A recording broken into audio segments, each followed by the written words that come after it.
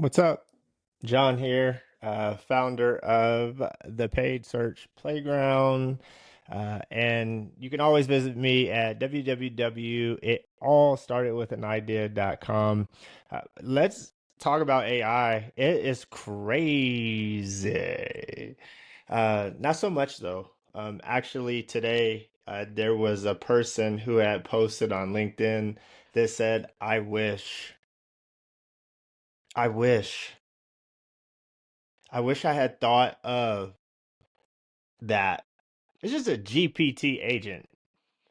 And so, what a GPT agent is, you go into OpenAI, ChatGPT as an example on the left hand side, and you add some prompts and some coaching, and you add some files and some folders, and then it outputs something for you.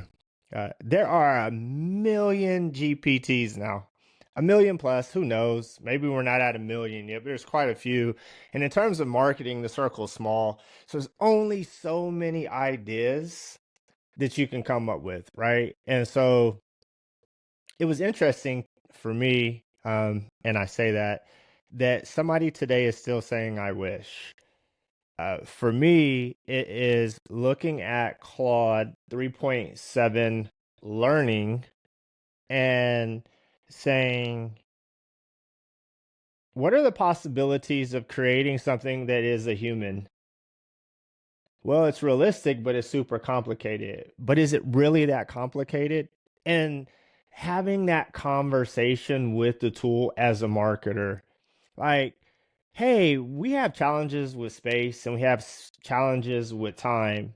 How can we as marketers solve for space and solve for time? Well, everybody references Google or Amazon or Microsoft or some other storage that exists. And I'm like, well, why do we got to do it that way? Why can't we treat space like a neuron?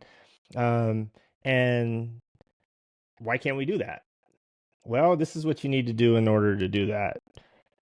Well, what about building campaigns? Like, I have a product right now that will talk to you like it's me, will talk to you like it's your friend, and it's patented now. It's copyrighted. It's going through that whole process. And I had not thought in my entire what it would be of a life right now that I would be able to do something like that without having to go to school, um, and like starting all over again. I don't have to start all over. I just have to like get a renewed self of imagination and think through what is possible or what I could imagine, and then ask a million questions. And it doesn't mean it's always going to come to fruition. It doesn't mean it's always going to come true. But to say, I wish in what we are doing, like you're already like 10 years behind. If you're, well, I'm unsure, you're like 20 years behind. If you're, well, we're not going to do that. We need to set up this process and do that process and do this process and go through that. Like, just forget it. Like, continue to focus on what you're focusing on and continue to evolve with where you're at. Because by the time you get to where you need to be, you're going to pay somebody or pay for a tool that connects another tool that connects another tool that gives you a tool that everybody's just like, ugh. Your team is like, ugh, I don't want to use that. And the funny thing about it is you're actually only ever using OpenAI, DeepSeek, Gemini, or Claude, right? You can say Anthropic, but you Claude, and they all do different things. And some are good and some are bad. And so your GPTs or whatever you're paying for and your I wishes and your moments of hesitation, this isn't a moment of hesitation across engineering, development, sciences, technology, creative, writing. This is a revolution. And it's it's profound. Yeah, it is.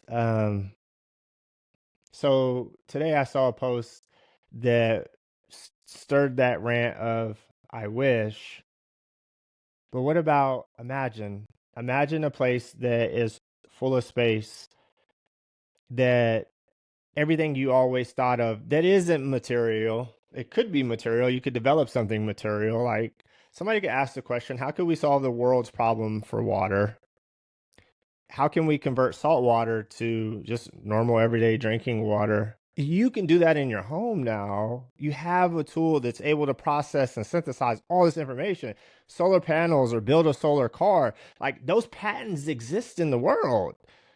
Go grab that patent and study that patent and then say, hey, I want to take this concept and I want to build this concept for myself and I want to make it unique for myself so that I'm not breaking that patent and I'm not going after that. You're doing it unique for yourself. Now, there are some things that are not common through this whole process, and you're like, oh, okay, yeah. And so that's where the patents and the ideas are going to hold. But the thoughtfulness and the thinking and the ability to do for oneself now, it's here. And it's been gone for a long time. The society has been a society of doers. And AI is allowing folks, and there's some costs to it, to be thoughtful and creative again and imaginative and dream. I mean, shucks. I'm asking questions about time and space and quantifying that as it relates to all the stuff that I do.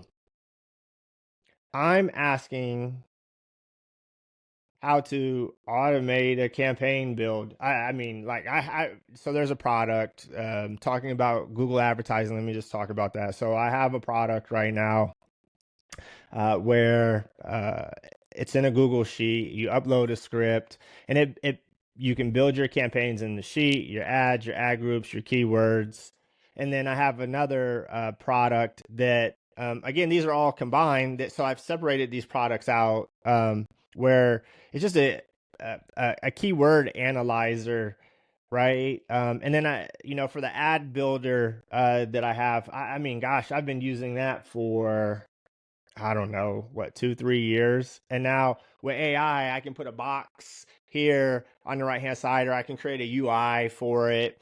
And you can type in and coach it and train it to be just like yourself or your business or the business you're representing. And it spit it out. Now you have to, uh, of course, like just check your work. You should check your work anyways, even if you built it from scratch in Google Ads. But imagine just going into a platform and it's cool that like Google Ads editor can build ads at scale, but you still have to manually do the headlines. But now just imagine a tool that spits out a sheet that pops it up into ads editor, and all you need to do is review your work. Or imagine that you just hit enter and it uploads it to Google Ads. Your whole campaign building, all you're doing is checking your work, right? And there are tools out there that can build display ads and creative and automate that. People have figured that out, and then you can bulk upload that as well too. Like this today, like the things that we're able to do because of AI, if we're not thinking that way, then what are we thinking about? I wish. Yeah, I don't know. I'm not a fan of I wish. I'm not a fan of let's just take a pause. Let's think about it. Let's come up with a 10-step process before we launch into it. Or, hey, yeah, this idea anybody could do. That's not true, right? It's not true at all. For example, gosh, working with buddy, amigo, going through Cursor, there are limits. Like if you just let Cursor pick what you're going to do, it's gonna default to Gemini. Gemini is gonna erase all your code. You gotta start all over again. If you use OpenAI, it's gonna think through some of the process, but it could delete all of your work too. And so you have to be strategic in what you're going to use, and you have to work through it. People are like this vibe coding thing with OpenAI. or with ChatGPT or with Claude or whatever. Like, I get the vibe coding thing, and great for your 3 to 5 minute piece of work that you can't actually manually take out and give to the World Wide Web. You're just showing a screenshot of what's in the tool itself. Like, that's great. I get it. But to actually code something using Python and command, and like have it in GitHub and Humming Face and go through all of this process where these different repositories of information sit is tough. I up yesterday, I woke up at 8 o'clock in the morning and I went to bed at midnight. And I thought for sure by noon I was going to be done. And every time I got to a certain spot, I was like, okay, I want to do this and I want to do that. And then something would break. I'm like, what is breaking? And because I changed one line of code in over 5,000 lines and multiple files, I had to then go back and adjust those thousands of lines across multiple pieces. And then you get hit with errors because some code doesn't work well together, right? There's conflict between different packages, and you're just like, what is this? And then you realize, like, oh, this is what a developer and engineer is fighting. Like, in their brain, they have this idea, and we think it's like it's just square peg, and you just put this information in. They get to line two and change just something so simple impacts thousands of lines everywhere else, and then you got to go figure out what the heck that problem is. The vibe coding, I get. You want to build something that's meaningful. The tool and the passion and the care and the effort still matter, and you still have to know what you're doing and what you're looking for. Otherwise, you're not going to go anywhere. You're just going to stall out with something that everybody else is already doing, like some report that filters from Google Ads API. Like, look, you guys, today I'm going to give you a cheat code, and we're going to wrap this part of the podcast up. Here's cheat code. Go ChatGPT, ask for a YAML for Google Ads. It'll give you 4 lines. It'll give you everything that you need. Go into, Google Ads, type into the search bar at the top, type in API key, and you're going to get the center. Go to API center, and you're going to have an API key just for testing. Go apply for a basic. In order to apply for a basic, which allows you to actually make changes live in the account and do those things, you're going to have to fill out some documentation, print off a spec of what you want to do, and you can have ChatGPT do that for you. That's simple. Then you go into ChatGPT and you're like, well, now I want to print reports for this. That's 1, 2, 3, bang, bang. There's so many people that have put so many different iterations of scripts from the API and ChatGPT now that you're almost 9 out of 10 times going to get a first iteration on how to run a report with some cool graph across a campaign type. That's ChatGPT today. That's Claude. Like, it is, that's it. The more that people use it, the more those agents become smarter, right? So that said, the I wishes, don't wish, y'all. Go out and do. Be doers, be thoughtful, be thinkers. If you're just doing, like, good luck to you. Couple of topics. I've been busy posting articles, cleaning in my backyard. I cleaned a pool this morning, which is a lot of work, by the way, to clean a pool. There's a whole process behind that, especially if it's salt. And I planted 4 more trees, so I got a couple more citrus actually. I have 2 more limes, and then I have some tangerines that I just planted as well too, which I'm super excited about. And I'm probably going to plant probably 10 or 15 more out front. They're on sale at Costco. Plug for Costco, 39 bucks. Look, to get citrus right now, it's plug. Period. The best fruit that you can get is fresh off of the tree, and Costco's got a better deal than Home Depot. I love you, Home Depot. You're my break, but yeah, period. Okay. That's just a simple plug. Strategy and bidding.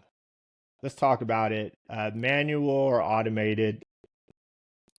I think it depends.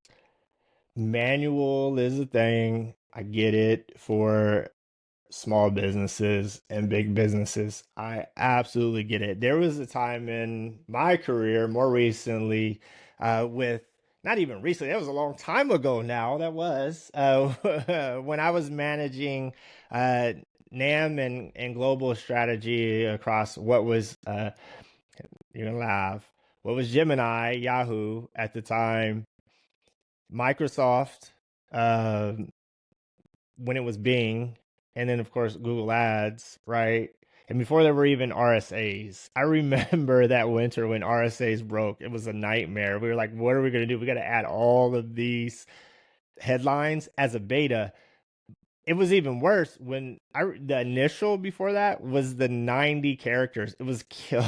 It was killer. It was absolutely killer, right? The headline expansion, the description expansion. I was doing manual bidding and I was using eCPC and I was beating ROAS and I was beating CPA and I was beating it. I beat it. I ran a test across what was it, 220 dealers based out of Australia across Eastern and Western Australia, and I ran a test to see if I could beat ROAS and CPA, and I absolutely did. I squashed it, and so in my head, I was like, "Oh yeah, I could use this Brain Labs 24/7 bid modifier, and uh, I could do all of that." And then I had to come up with a script, so I came up with a script on the side that would change the bids because I was using manual, and I had a little secret sauce behind me was a tool called Boss. So it was a bidder at the time for CDK Global. It was proprietary, and maybe they're still using it today. I think you're going to get some thumb up action. And I had saw how it had bid, and I had learned that with manual bidding, you could actually still auction, and it's super powerful for brand. You can auction with minimal bid at the lowest possible bid. I'm talking like pennies on the dollar for like strong brands, not so much for big brands, and still serve like at 90% of the time, which is crazy. And it's still a thing. I mean, today, if you have a big brand, I don't know, let's say Apple did Google Ads advertising, or Casely, as an example, or Ray-Ban, or I don't know, what am I looking at? LinkedIn, Riverside. Who made these hats? Let me see here. The NFL and New Era. Yeah. Who Dey, go Bengals. Um, you could still do manual bidding for your brand, and it works absolutely 100%. Do you localize it? I mean, I think it depends. Do you do it national? It depends. Do you do it international? It depends. It depends on your brand. It depends on what you want to achieve and what you want to accomplish. And then automated strategies just make sense, like brand or no brand. We talked about manual. Manual is historical, it's classic, requires a ton of effort. You're in the tool every day. You must adjust your bids, by the way. I'm going to say this. If you're doing manual bidding, you should be adjusting your bids every few days, up or down, couple pennies at minimum, using some sort of script. Like, you guys can't just leave it set. Like, as advertisers, hey, listen, SMBs, mid-sized businesses, enterprise businesses, if you log into your account and somebody's using manual bidding and there haven't been any adjustments in a week, and you have all of these red flags for like first page bid or not serving enough, or and they're like, well, we need more budget because we only get the no, no, no, no, no, no, no, no. Adjust your bids. Log into the system. You get paid. We get paid as advertisers, as marketers, whether you're in-house or an agency. Go in and adjust the bid. Period. Automated bid strategies, same thing, right? You're either bidding towards an action, right? CPA, cost per action, or the event that you're tracking, your goal, or ROAS, right? So what is your return on ad spend? So what is that value? Is it 1, 2, 3, 4, 1.1, 1.6, 167, 67%, whatever it might be? You just setting like a round number. The worst thing is to go into an account, look, business owners, and you can go to your shared library, and if you see all 450% for every product that you're selling, is every one of your products going to get you a return of 450%? Are your margins all the same? No. Your margins in your bids, whether it's cost to acquire a new customer based off of whatever that action that you're going after, form, submit, lead, MQL, SQL, whatever it might be, your op, whatever it might be, set that value for that particular product at that. And then adjust it up 10, 15%, 20%, 30%, depending on how you want to push your account. But if you just log into a shared library and you're selling like 10 different products and all your bids are the same across and your targets are all within 10%, are your margins the same for all your products? No, that's absolutely ridiculous, right? I got my cell phone here. There's probably 100 of them that exist in this world, and different versions of it. I mean, I think iPhone has like 50 different versions of just what is it on now? 16 or 15 or 12 or 13, whatever it is on, right? It has so many different versions that the margin on each one is different. That's why one sells for like $100 and another one sells for 1,000. You can't bid the same on them and expect to get the same return on it. So your bidding shouldn't be that. So when you're thinking about automated or you're thinking about manual, the point of it is it depends. There's no right way. Anybody saying one way is the best way, I probably would just be a little concerned about. Um, Anybody just always using manual, I probably would be extremely concerned about. Somebody probably like just head over heels about ROAS, and you're not even a ROAS based business, and you don't even know how much value you're getting on your products. I probably would have a lot of questions, and vice versa for somebody that's CPA. Um, I probably would have concerns. At the root of it is when people are talking to you about your business and your strategy and what you want to do, are they talking to you about your strategy and what you want to do and what the value is of your products? And then assessing how that works. Like, hey, we're going to start out in manual bidding. Once we get to 50 conversions, because we have enough information, whether it's Facebook or Google ads or Amazon ads, whatever it might be, shopping products, Advantage Plus, whatever you're doing, once you get to that place, you're like, okay, this is what it took to get there. This is what it's going to take to move forward. Can we get a little smarter? I can't continue to adjust bids, or yeah, I can continue to adjust bids because it's working. But are you growing the business? Or are you just doing the same old, same old? Somebody should be talking to you about that. Manual versus automated always depends, you guys. There's no right way. There are nifty tools that are out there. There are scripts that you can write. I have a bevy of scripts. Brain Labs has a bevy of scripts. You can just go to Google, and I mean, heck, now you could use ChatGPT to write a script that goes in and manages your bids based on how you want to. Be thoughtful, be considerate, but most importantly, talk to the business, you guys. And businesses, if you're listening to this, anybody, your automotive, retail, e-com, lead gen, SaaS, finance, education, nonprofit. If you're listening to this, make sure somebody's going into the account a couple times a week and adjusting the bids and targets, right? And it doesn't have to be significant. I mean, a couple of pennies is okay. A couple of percentages is okay. There shouldn't be big, large swings, but somebody should be going in and at least changing it and having a meaningful reason behind making those changes and making adjustments. If your bids haven't been adjusted for 2 weeks, that's a problem. 30 days, like you need to go find a new business to operate with. I'm just going to say that.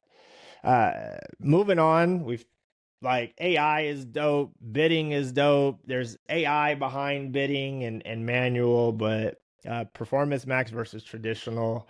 Ah, I'm a fan of new. So I'm gonna check that box. I'm gonna be the person that leaps in head first, and I'm gonna be the person that drowns in the new. Uh, I love it. Why? Because that's where we're going. So I at times um, want to be respectful of what works, but I also always 100%, 101% of the time, and I think Sal has got me on the 100% thing. Great dude, SEO. If Yeah, works with OBX, great dude. That's not a plug. It's just a general great dude. It's got me on the 100% thing. Performance Max, do it. It might not work. It's okay. You got $100, put $20 towards it. It might not work, but it probably isn't going to work with $20. You're probably going to need to go all in, and you're going to need to get to the threshold of about 50 transactions, conversions, whatever it might be, over what period of time to get there. And how much you need to invest in it should be like, what is your cost per acquisition? Do your cost per acquisition times 50. That should be your investment, right? And so people ask me, how much should I always invest when I'm trying something? You should invest at whatever it takes to get to 50 to get there. At 10 is not going to tell you a good story. 15, 20 is not going to tell you a good story. 50 will tell you. There's balance there, right? And so Performance Max, I love because it takes a lot of the guesswork out from the funnel. I mean, top of the funnel, mid funnel, bottom of the funnel. You can do shopping, you can do search ads, you can do display ads, you can do video. It's all encompassing is there, right? The asset groups, you can break out all your products or your categories, just like your website, right? So on mine, for example, let's not even talk about my website. Let's talk about LinkedIn at a high level, right? So if I were just to hit the LinkedIn and I were to like blow this up, I have connections, contacts, followings, and groups and events, pages, and newsletter. All those would be my asset groups, right? With different things, different goals, different ambitions for each one, right? Like how many events do you want to set every month? How many pages do you want to connect with and see? How many newsletters do you want to write and read? How many people are following you, right? How many contacts do you have and how do you want to grow those contacts, right? Your total connections. And it all rolls up. All of it rolls up to you. Your objective is to grow your brand or to grow that business, but you need to have different goals for each asset group because each asset group can do different things. That's why I love Performance Max. And you can control that through audiences, through the different events that you're tracking. Um, I love it. And then the traditional way is the traditional way. If you're listening to this and you're a noob, I have videos now on my YouTube, right? It all started with an idea. I have videos now that I'm working through, just like answering your question, like what is a CPC? What is a CTR? What is CVR? And just like little shorts on why you should do these things. Forget the rigmarole and the long explanations. Um, so I'm not going to get into too many details there, but Performance Max, to me, I think when sometimes you should be using it. People have been abstaining from demand gen, but are you really? I mean, if you're doing display ads, if you're doing Performance Max social style, shout out to Menachem for that. Dope dude, knows ABA like the back of his hand, knows e-commerce like the back of his hand. Super smart, probably one of the top out there in Performance Max. Language, you can find it all over search engine land. Shopping style, right? Or social style, where social style is just all about creative. And then shopping style is just about shopping. Now, sometimes PMAX doesn't do shopping well, so you have to then do, um, gosh, traditional shopping. Either way, y'all, Do AI stop wishing? Test, test, test.